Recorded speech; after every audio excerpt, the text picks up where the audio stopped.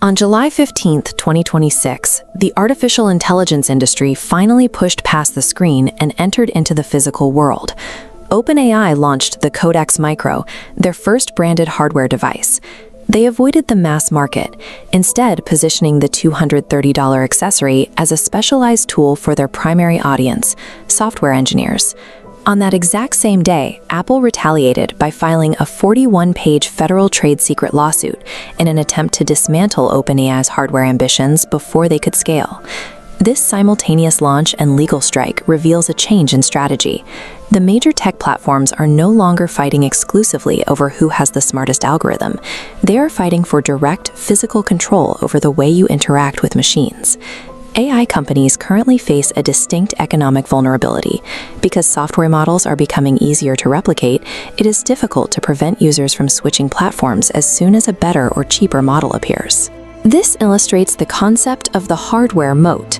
An algorithmic platform often has a permeable border, allowing users to drift away. By introducing a physical device, a company creates a locked boundary that anchors the user to their specific ecosystem. OpenAI is protecting an enormous base of high-value users. Currently, nearly 9 million software developers rely on their Codex programming assistant. The Codex Micro is a strategic anchor. It is engineered to permanently tether those millions of developers to OpenAI's proprietary environment through a device they use every single day. The device's design originated in a collaboration with WorkLouder, a Canadian manufacturer.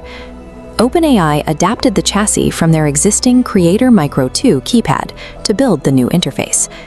This exploded 3D model shows the premium construction. It features a CNC-machined polycarbonate and aluminum chassis, an anodized base, and a heavy rubber ring designed to prevent any movement on a developer's desk.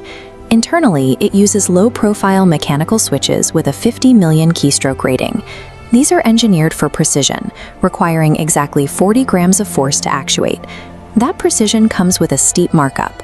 While the original WorkLouder model costs $144, the Codex Micro retails for $230.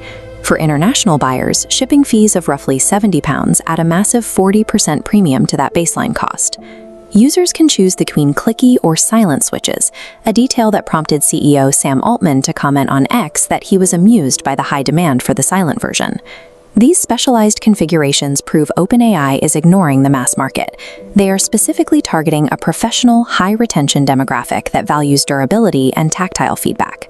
Apple's retaliation is massive in scale. They filed a $6.5 billion lawsuit in the Northern District of California, case number 526CV07078, to halt OpenAI's hardware progress.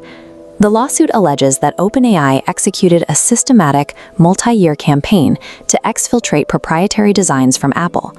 Apple also claims that OpenAI stole advanced manufacturing trade secrets and specific supply chain configurations to bring the Codex Micro to market. The filing is remarkably hostile.